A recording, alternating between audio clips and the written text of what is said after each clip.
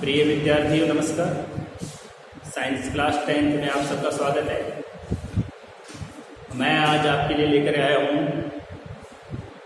Conservation of wild life, वन्य जीव संरक्षण। आज हम आपका ध्यान वन्य जीव संरक्षण पर,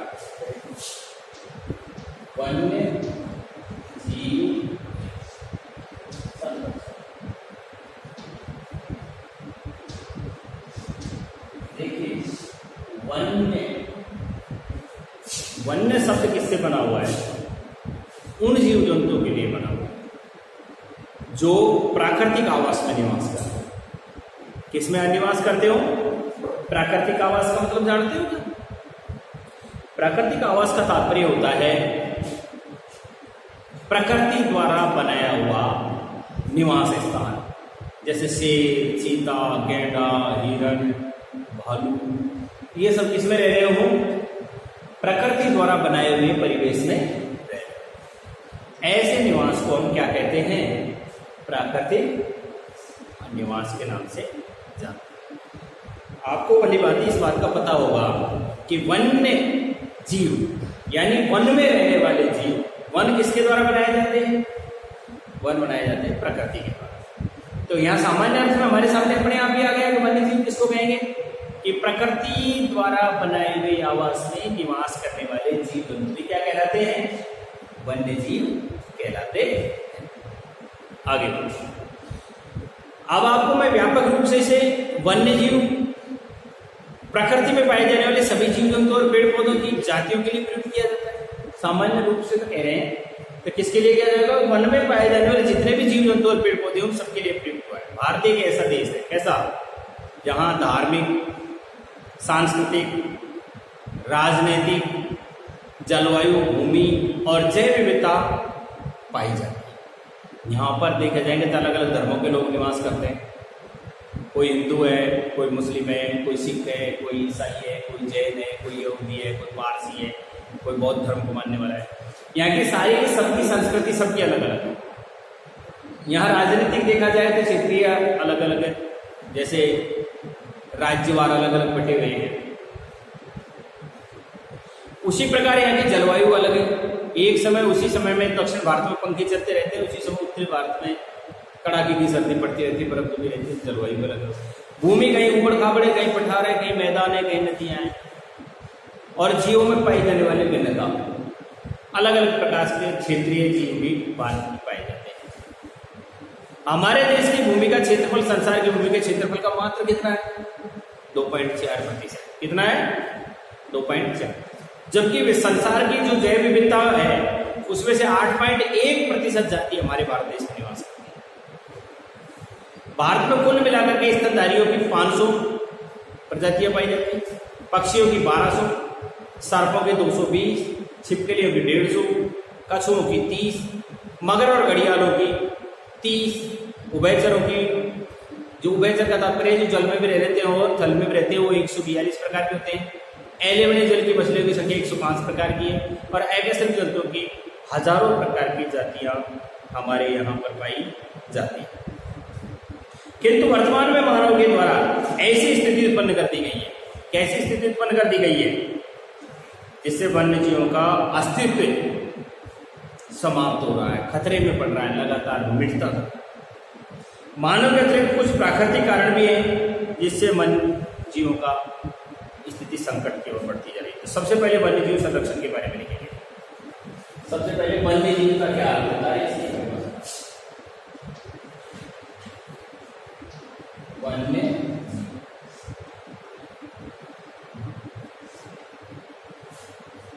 ऐसे जीव जंतु लिखेंगे यहां, ऐसे जीव जंतु जो प्राकृतिक आवास में निवास करते हैं। ऐसे जीव जंतु जो प्राकृतिक आवास में निवास करते हैं, क्या कहलाते हैं? वन्य जीव कहलाते हैं।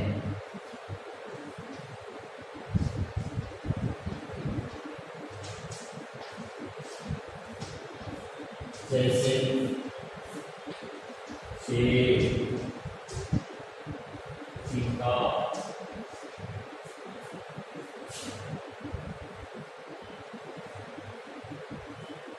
हाथी, गेंडा,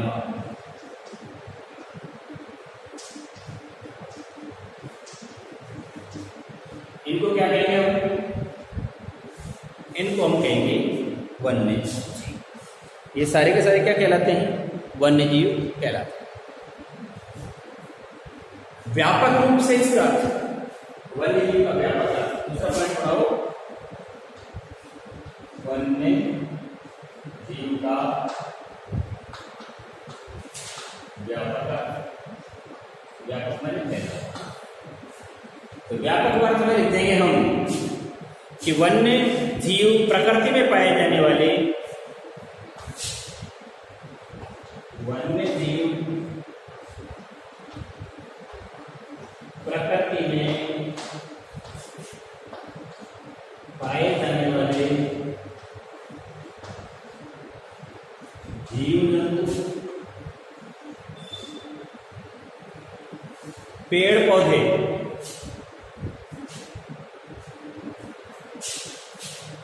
एवं पेड़ पौधों के लिए प्रयुक्त होता है। ये इसका व्यापक अर्थ हो गया।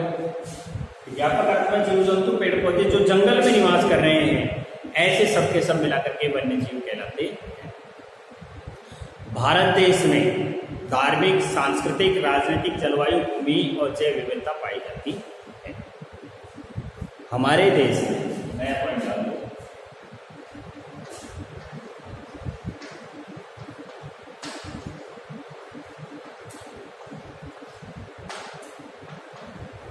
हमारे भारत देश में धार्मिक,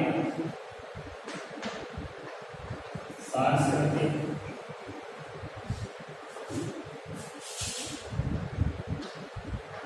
राजनीतिक, भौगोलिक,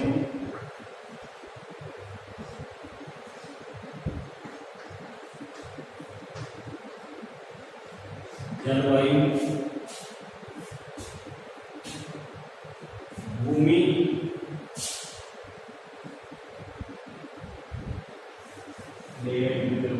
एवं जैव विविधता पाई जाती है। धार्मिक, सांस्कृतिक, राजनीतिक, भौगोलिक, जलवायु एवं जैव विविधता पाई जाती है। नेक्स्ट पॉइंट में आप डालेंगे कि हमारे देश की भूमि का क्षेत्रफल संसार की भूमि के क्षेत्रफल का मात्र 2.4%।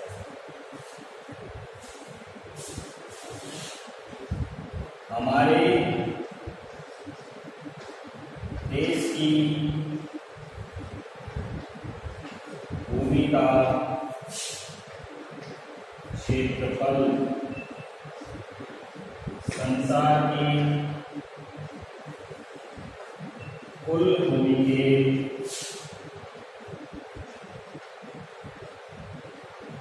क्षेत्रफल का 2.4%। मात्र 2.4% जमीन है हमारे पास मात्र, और संसार की जैव विविधता का 8.1% हमारे यहाँ पाया जाता है।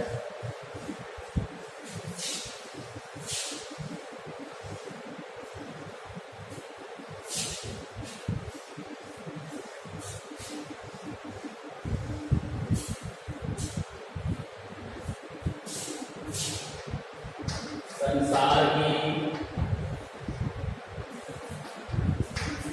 जैव विविधता का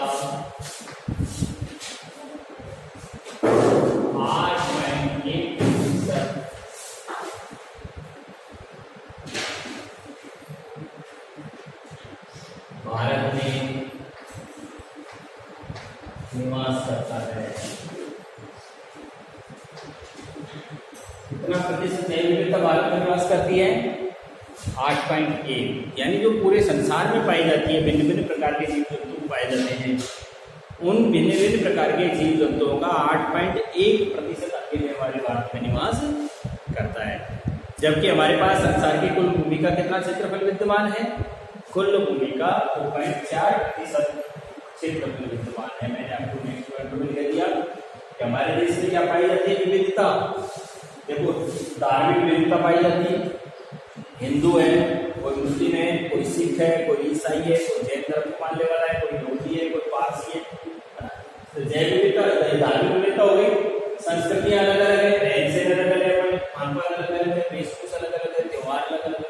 तो संस्कृति में मायने क्या हो गई? अलग। राजनीतिक क्षेत्रीयता देखी जाए तो राजनीतिक और राजनीति के क्षेत्र भी क्या है? अलग अलग है।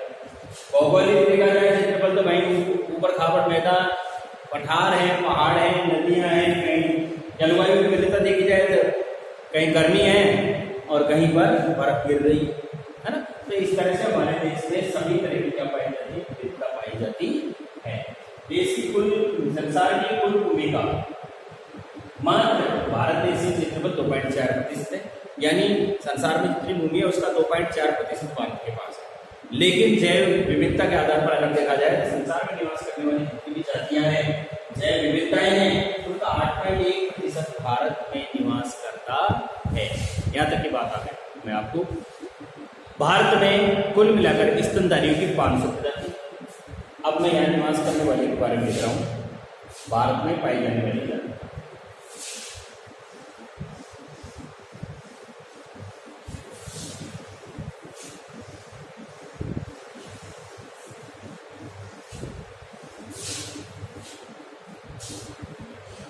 भारत में स्तनधारी पॉइंट डालो पहले तो भारत में पाई जाने वाली जैव विविधता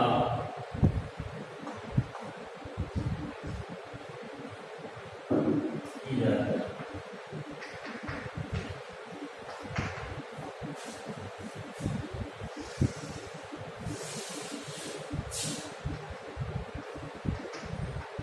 स्तनधारियों की 500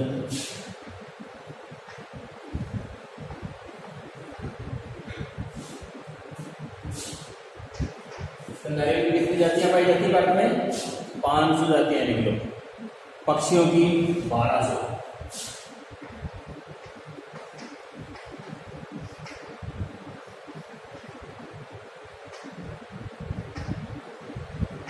पक्षियों की 1200 जातियां पाई जाती है।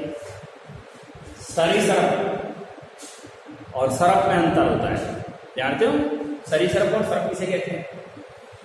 सरीसृप से तात्पर्य होता है कि जो चले ना, चलते समय जिनका ऊर्ध्व भाग भूमि को स्पर्श करता हो, ऐसे सरीसृप कहलाते हैं। जैसे सांप है, मगरमच्छ है, छिपकली है, गोरा है, कोई इसको बोलते हैं। इनका सबका ऊर्ध्व भाग किससे संपर्क कर रहा है?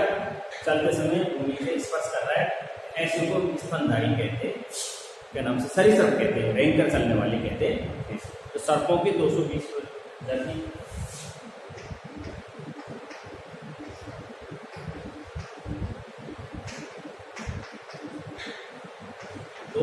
प्रकार के सांप पाए जाते हैं हमारे पास।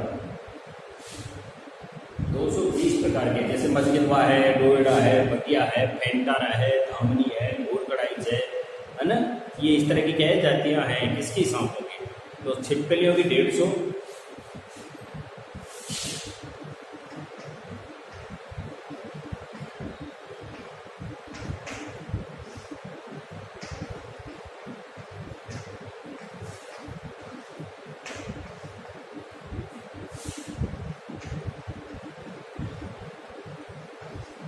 पशुओं की 30 जातियां। कछुए 30 प्रकार के पाए जाते हैं। कहाँ? भारत में। मगर और घड़ियाल भी 30 प्रकार के हैं। मगर एवं घड़ियाल की प्रजातियां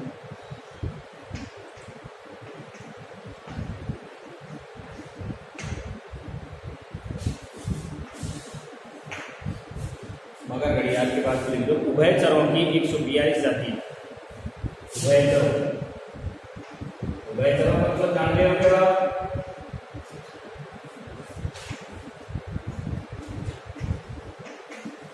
उभयचर का तात्पर्य होता है जो भूमि पर भी रहे और जल में भी रहे, यानी जल और स्थल तक दोनों भागों में पाए जाने वालों की संख्या इस प्रकार की पाई जाती है। तो उभयचरों की 142 जातियां लिख दो।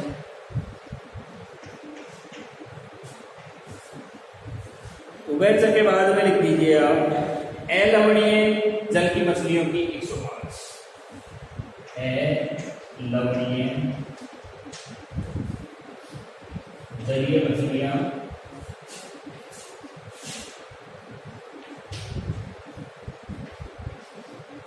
105 प्रकार की।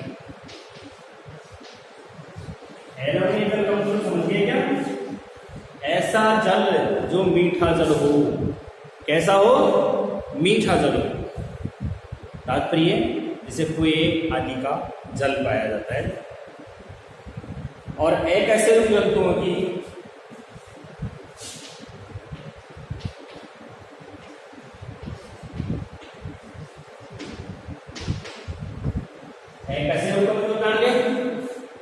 जिनके क्या नहीं पाई जाती है? रीढ़ की हड्डी नहीं पाई जाती।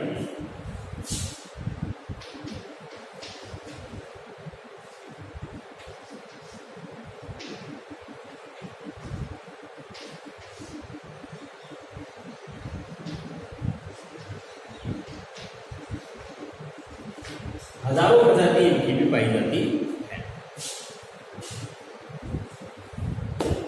इतना होने के बावजूद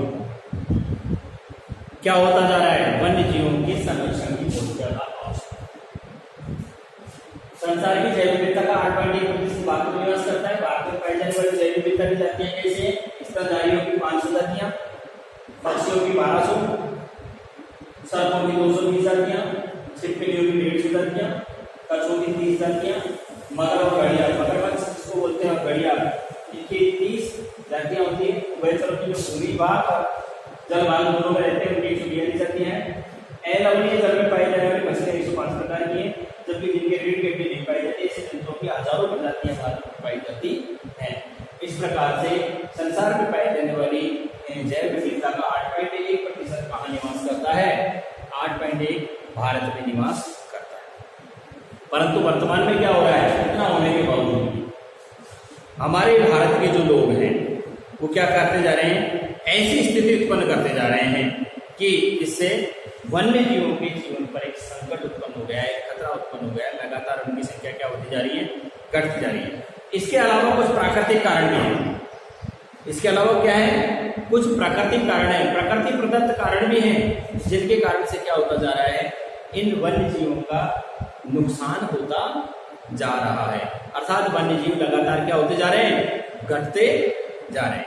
इस बारे में मैं आपको लिखा कुछ वन्य जीवों के नष्ट होने के प्राकृतिक और मानव जनित कारण। पॉइंट हमारा यह आएगा कि वन्य जीवों के विलुप्त होने के प्राकृतिक और मानव जनित कारण। नया पॉइंट कर लो।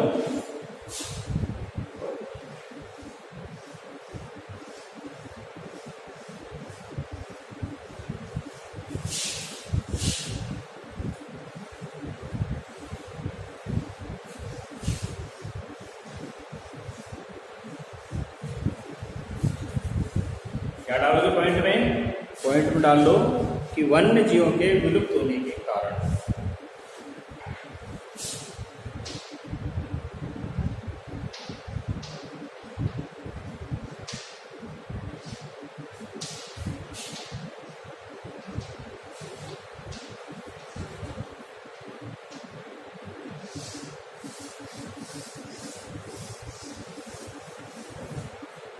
देखिए वन्य जीवों के विलुप्त होने के कारण क्या क्या है। मैं बताता हूँ आपको वन्य जीवों के विलुप्त हो जाने के कुछ कारण हैं, उन कारणों के बारे में मैं आपको बताऊंगा। जैसे देखिए, सबसे पहली बात आ रही है हमारी कि एक तो है प्राकृतिक आवास का नष्ट होना। पहला पॉइंट है हमारा प्राकृतिक आवास का नष्ट।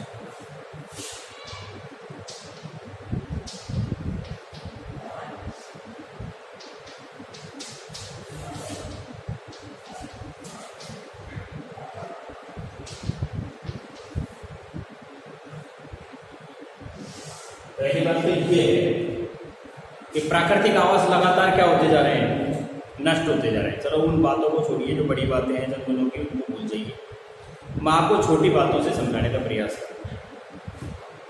आपने घरेलू चिड़ियाओं को देखा होगा, लगातार घरेलू चिड़ियाओं की संख्या कैसी होती जा रही है, कम होती जा रही है। क्यों? कि पहले कच्चे मकान हुआ करते थे। कैसे मकान होते थे? कच्चे मकान हुआ करते थे पहले, और उन कच्चे मकानों की स्थिति क्या थी कि छाजर बनी हुई रहती थी ऊपर। क्या बने हुए रहते थे? छाजर बनी हुई रहती थी। उसको अपन गांव की भाषा में छप्पर बोलते हैं। छप्पर के अंदर क्या करती थी घरेलू चिड़ियाएं? अपने घोंसले बना लिया करती थी, और अपने उन घोंसलों में क्या करती थी? वो जनन क्रिया के द्वारा बच्चे उत्पन्न कर देते थे। वो बच्चे वहीं पल बढ़ करके बड़े हो जाते थे और फिर समय पाकर घोंसलों से बाहर निकल जाते थे। अब धीरे धीरे क्या हो गया है कि सभी लोगों ने अपने कैसे मकान बना लिए? पक्के मकान बना लिए। पक्के मकान बनाने के कारण लोग साफ सफाई की ओर भी ज्यादा ध्यान देने लगे। अगर कोई घरेलू चिड़िया गलती से कहीं जाकर के किसी मकान के कोने में या किसी भी ऐसी सुरक्षित स्थान पर अपना घोंसला बनाना चाहती है, तो क्या करता है? मकान मालिक 1 या 2 दिन में ही उस घोंसले को काट के फेंक देता है। फलस्वरूप क्या नहीं होता? परिणाम स्वरूप ये होता है कि घरेलू चिड़ियाओं के संतान उत्पत्ति नहीं हो पा रही है, कम होती जा रही है, जिससे लगातार घरेलू संख्याएं, जो घरेलू चिड़ियाओं की संख्या वो लगातार घटती जा रही है। तो पहला पॉइंट हमारा यही आ रहा है कि वन्य जीवों के प्राकृतिक आवासों के नष्ट होने के अनेक कारण हैं, और उनमें से कौन कौन से कारण हैं जो मैं आपको लिखवाऊंगा। पहला कारण आपके सामने आ गया है क्या? कि प्राकृतिक आवासों का नष्ट होना। अब इसी में आप प्राकृतिक आवासों के नष्ट होने लिखेंगे कि वन्य जीवों के प्राकृतिक आवासों के नष्ट होने के, वन्य जीवों के प्राकृतिक आवासों के नष्ट होने के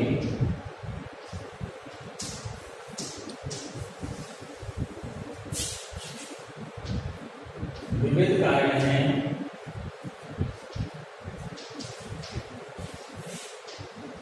अब कौन कौन से कारण हैं? उन कारणों में से आप लिख लेंगे, जैसे प्रमुख रूप से इन कारणों में, जिनमें से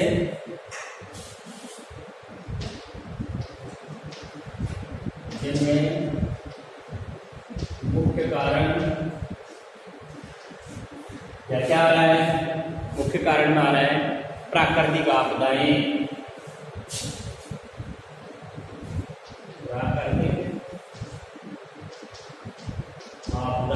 और प्राकृतिक आपदाएं कौन सी होती है जानते हो?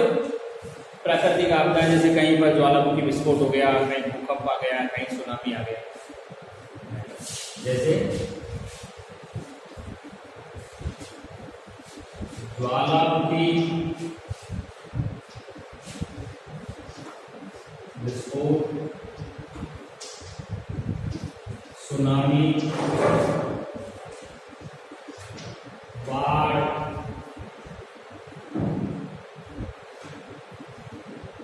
भूकंप आदि, ये प्रमुख कारण है। इनके अलावा भी बहुत सारे कारण हैं। इनके अलावा कौन कौन से कारण हैं जो मैं आपको लिखवाता हूं? अन्य कारण नंबर 1 डालेंगे। नंबर 1, पहली बात क्या आ रही है समझिए कि जनसंख्या वृद्धि के कारण लगातार हमारे देश में क्या होता जा रहा है? जनसंख्या का विस्फोट होता जा रहा है। जनसंख्या बहुत तेज गति से बढ़ती जा रही है। जनसंख्या बढ़ती जाएगी तो क्या होगा, लोगों को रोटी कपड़ा और मकान की आवश्यकता होगी, मूलभूत जो सुविधाएं वो चाहिए नहीं। लोगों को मकान बनाने के लिए क्या चाहिए कि भूमि चाहिए। अब भूमि कहाँ से आएगी, भूमि ये तो है नहीं कि कोई खींचने वाली या बढ़ने वाली चीज है। भूमि का हमारा जो क्षेत्रफल है, पूरे संसार की भूमि का कितना है, 2.4% है, वो हमेशा 2.4% ही रहना है। बढ़ना किसका है, जनसंख्या का बढ़ना है। जनसंख्या के बढ़ने के साथ साथ उनकी आवश्यकताओं का बढ़ना है। जैसे उनको आवास के लिए भूमि चाहिए, उनको कृषि कार्य करने के लिए भूमि चाहिए। अब भूमि कहाँ से आएगी, तो मनुष्य ने अपने आवास, कृषि, उद्योग ये तो क्या करना शुरू कर दिया, जो वन की भूमि थी ना उसका उपयोग करना शुरू कर दिया, पेड़ पौधों को काटना शुरू कर दिया, जिससे क्या होता गया, जीव जंतुओं के जो आवास थे, कौन से आवास, प्रकृति द्वारा बनाए गए आवास रहने की जगह थी, उनके ऊपर एक संकट उत्पन्न हो गया। तो पहला पॉइंट लिखिए कि जनसंख्या वृद्धि के कारण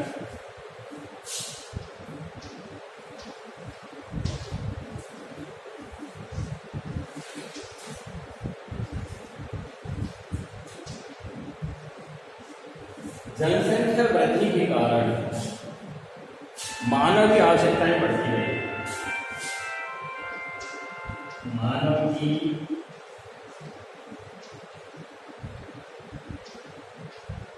आवश्यकताएं लगातार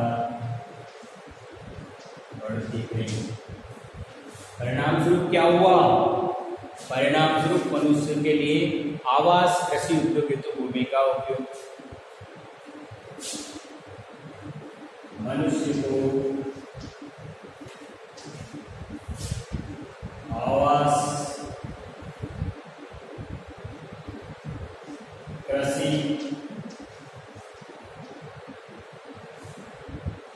एवं उद्योगों के लिए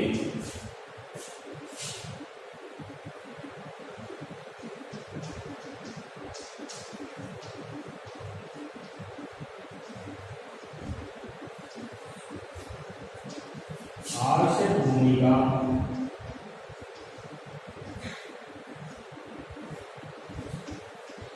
प्राप्ति वन संसाधनों को काट कर की जाने लगी।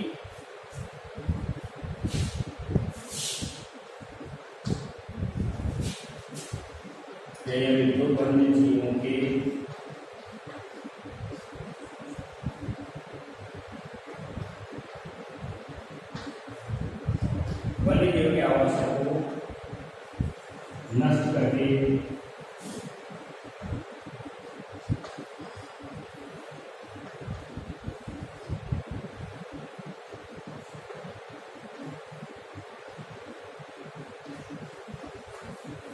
फलस्वरूप क्या हो गया, इनके प्राकृतिक आवासों पर संकट उत्पन्न हुआ।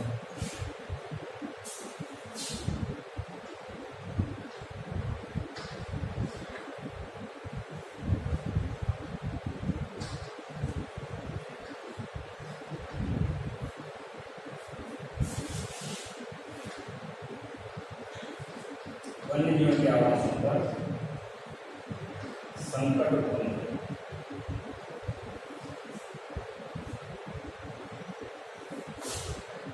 पहला कारण ये आपको समझ। अब इसी कड़ी में नेक्स्ट आगे बढ़ता हुआ कारण नंबर 2,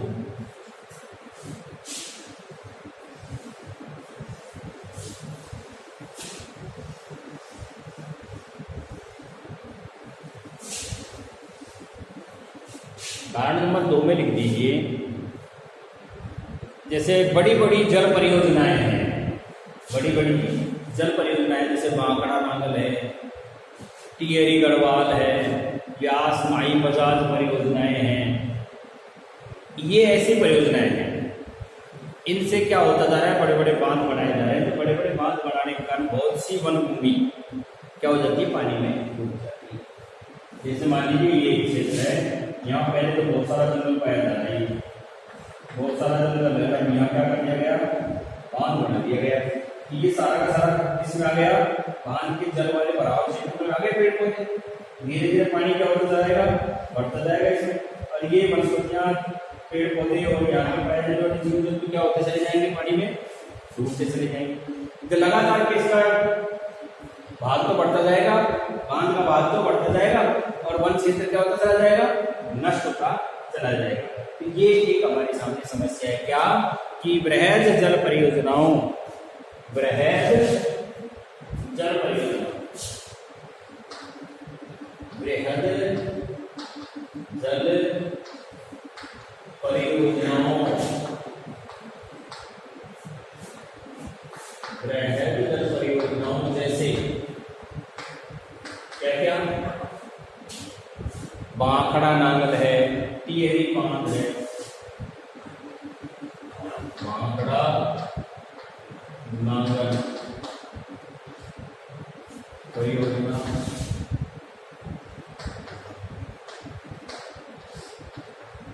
टिहरी बांध,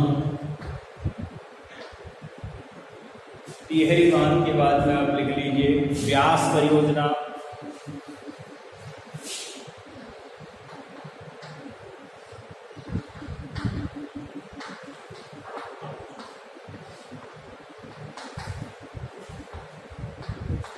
आदि के कारण क्या होता जा रहा है, आदि के कारण जीवों के आवास युक्त जो भूमि है, या यूं कह लीजिए वन भूमि पानी में डूबती जा रही है।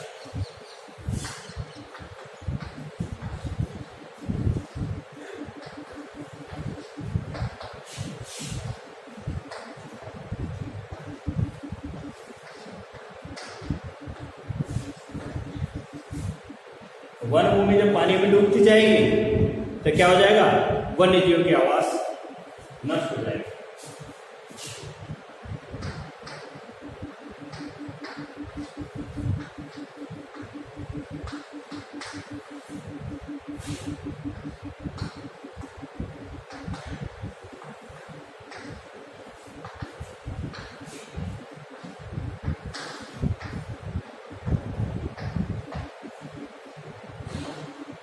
वन्य जीव के आवास लगातार क्या होते जा रहे हैं, नष्ट होते जा रहे हैं।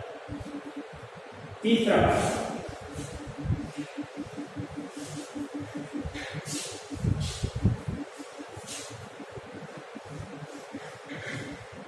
कारण क्या है, वन्य क्षेत्र होता है ना, वहां खनन कार्य किया जाता है, वातावरण प्रति वर्षा से भी प्राकृतिक आवास नष्ट हो गए। मैं आपको दोनों बात बताता हूं। तीसरे कार्य में आप लिख लेंगे, क्या लिख लेंगे कि जंगलों में खनन कार्य, जंगलों में किया जाने वाला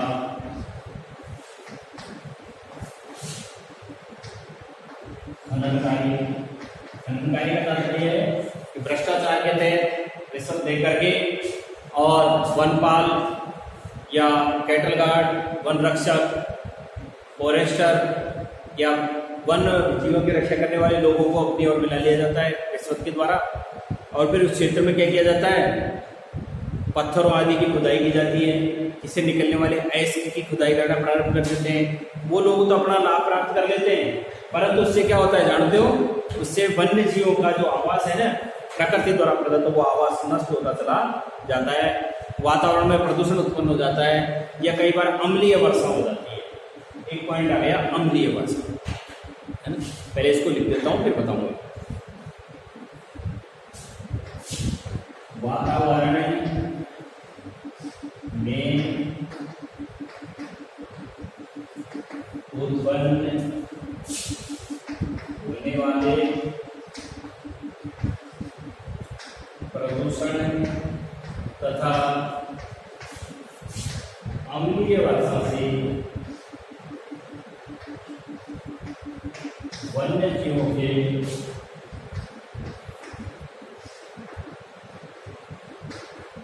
प्राकृतिक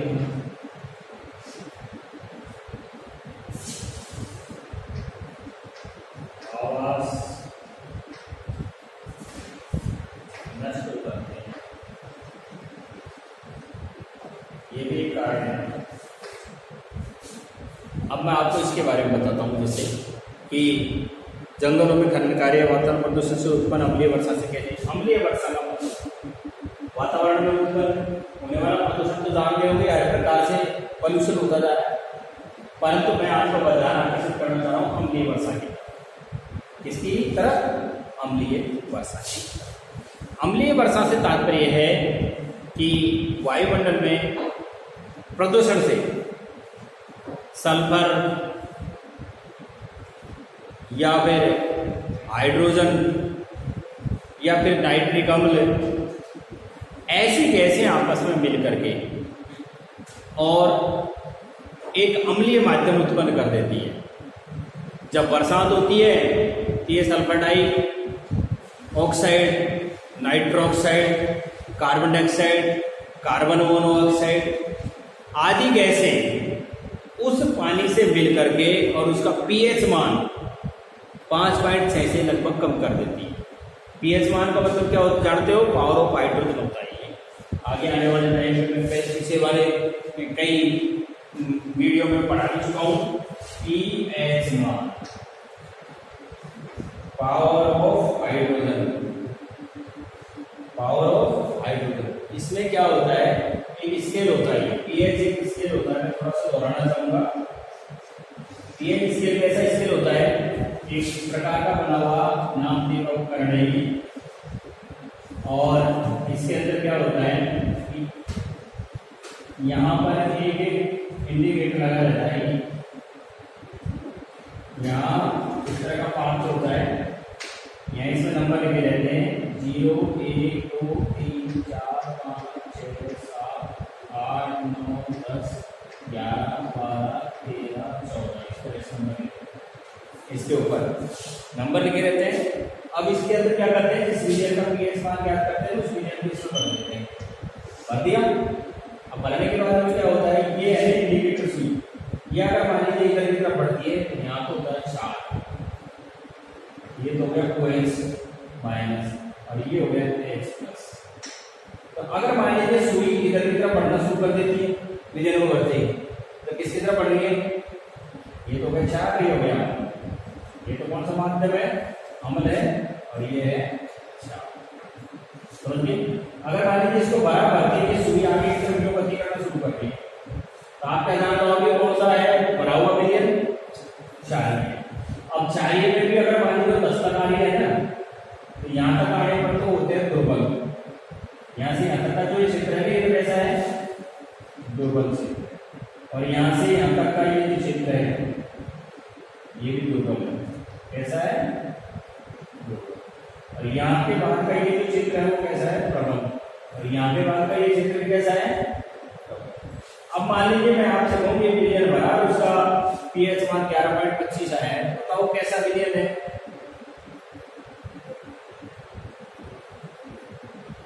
कैसा है? प्रबल क्षारीय है। कैसा है विलयन? क्योंकि ये प्रबल क्षेत्र है। ये कौन सा क्षेत्र आ गया? क्षार वाला। तो प्रबल क्षारीय हो गया वो। और अगर मान लीजिए मैं कहता हूं उसका पीएच मान 3.2 आया है, तो कैसा है वो? प्रबल अम्लीय। 1 मोल HCl का पीएच मान कितना होता है? 0 होता है। इसका मतलब 1 मोल HCl कैसा अम्ल हुआ?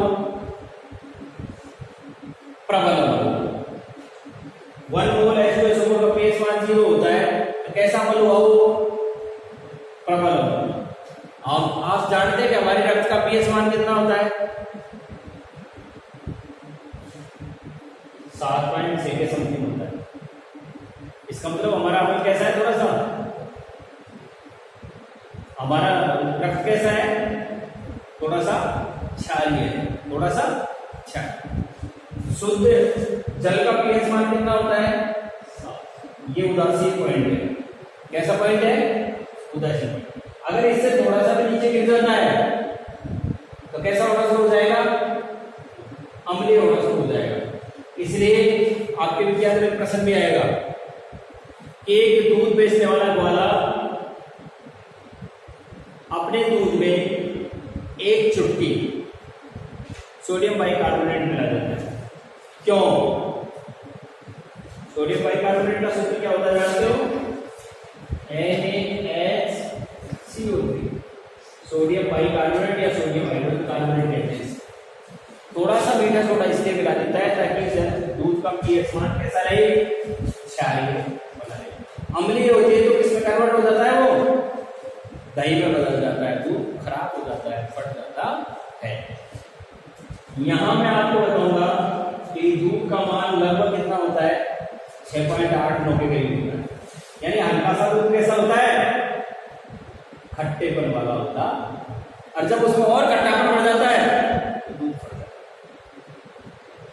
इसलिए इसमें पानी मिला देते हैं, इसको गर्म करते हैं, बॉईल कर लेते हैं, मीठा सोडा मिला देते हैं ताकि इसका पीएच मान क्या नहीं हो, बढ़े नहीं।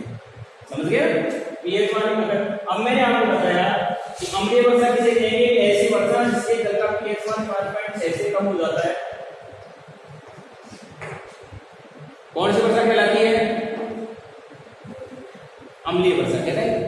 क्यों, क्योंकि वर्षा के जल का पीएच मान किससे कम हो गया है, 5.6 से कम हो गया है। कई बार आपने सुना होगा कहते हुए भी लोगों को कि भाई अगली बार तो ऐसी बरसात हुई है, कोई इतनी खराब बरसात हुई है कि सारे के सारे पेड़ पौधे क्या हो गए हैं, सारे के सारे पेड़ पौधे सूख करके पीले हो गए। सुनते हो ना ऐसा कहते हुए, भाई कैसे हो गए हैं सारे के सारे पेड़ पौधे, कि सारे के सारे पेड़ पौधे पीले हो गए। ये बात अपन कहते सुनते हैं, लोगों को सुनते हैं ना। तो इसका मतलब तात्पर्य क्या हुआ, इसका तात्पर्य ये हुआ कि अब की बार जो बरसात हुई थी वो कैसी बरसात थी, अम्लीय बरसात थी। इसलिए उसके वातावरण का प्रभाव झेल नहीं पाए और क्या हो गया, सारे के सारे पेड़ पौधे ही पीले होते चले गए। ये बात आपके समझ में आ गई होगी। तो हमारी बात कहाँ आ रही थी, हम बात कर रहे थे इसकी कि जंगलों में किया जाने वाला खनन कार्य वातावरण में होने वाला प्रदूषण और अम्लीय वर्षा से वन्य जीवों के जो प्राकृतिक आवास है क्या हो जाते हैं, वो नष्ट हो जाते हैं। ये भी एक वन्य जीवों के नष्ट होने का कारण रहा है। आगे व्यापार किया जाता है, व्यापार एक देश से दूसरे देश के बीच में होता है और समुद्री मार्गों के द्वारा भी होता है। तो समुद्र में तेल के टैंकरों से तेल का, नेक्स्ट पॉइंट लिखो, समुद्रों में तेल के टैंकरों से तेल का रिसाव,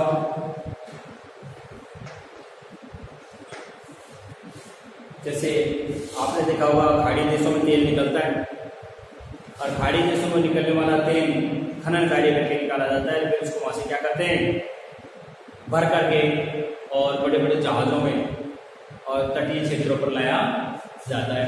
अगर मान लीजिए लाते समय जहाज के रास्ते में डूब जाने पर क्या होगा, डूबते ही तेल हल्का होता है जो तैर करके ऊपर आ जाएगा पानी से। फलस्वरूप क्या होगा, पानी में से ऑक्सीजन की मात्रा खत्म हो जाएगी, जलीय जीव मर जाएगा, है ना। तो क्या होता है, समुद्र में तेल के टैंकरों से तेल का क्या हो जाता है, रिसाव हो जाता है।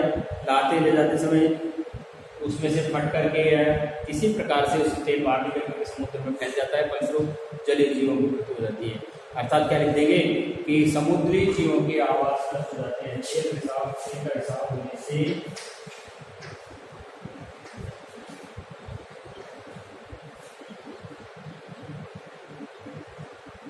समुद्री जीवों के आवास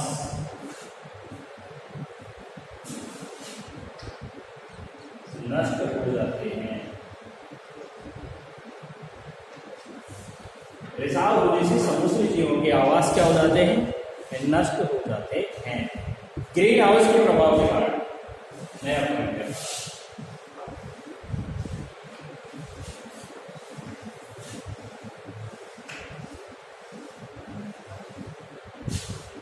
ग्रीन हाउस गैसों के प्रभाव के कारण,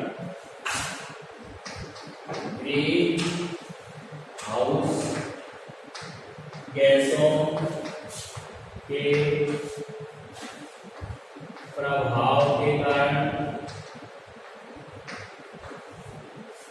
ग्रीन हाउस गैसों के प्रभाव के कारण पृथ्वी के आसपास का वातावरण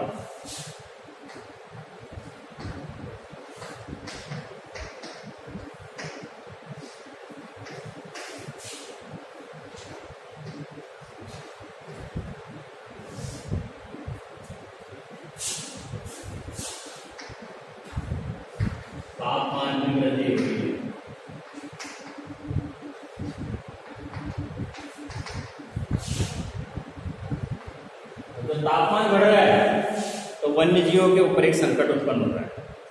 फलस्वरूप क्या होता जा रहा है, जिससे जैव विविधता नष्ट होती है।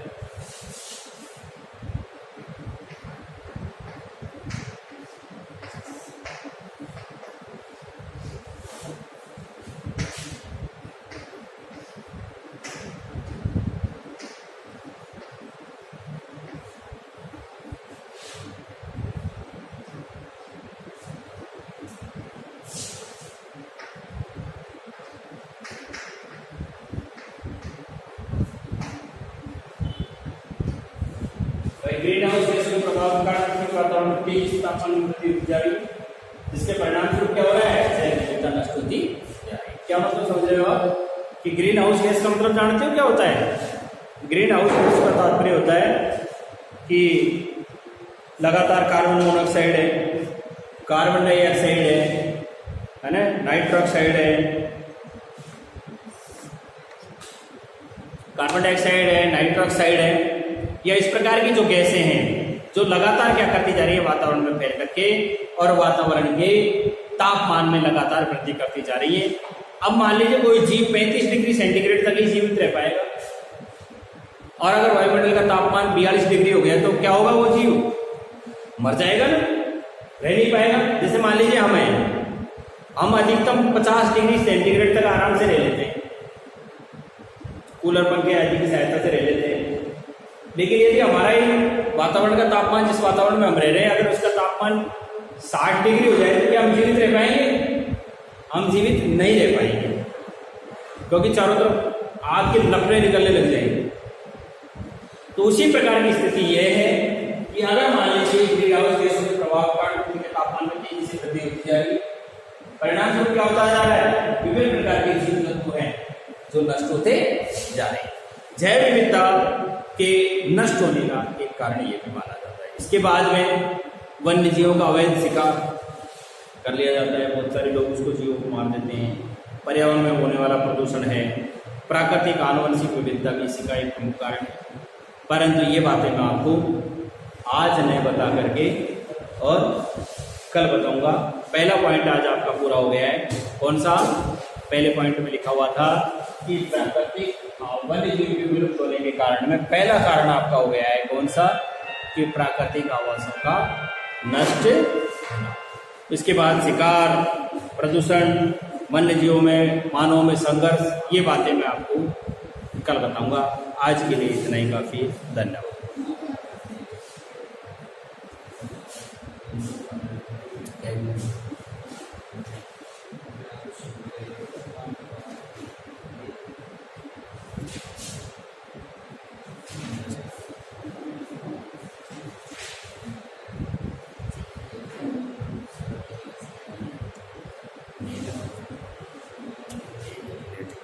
एक और बनानी पड़ेगी।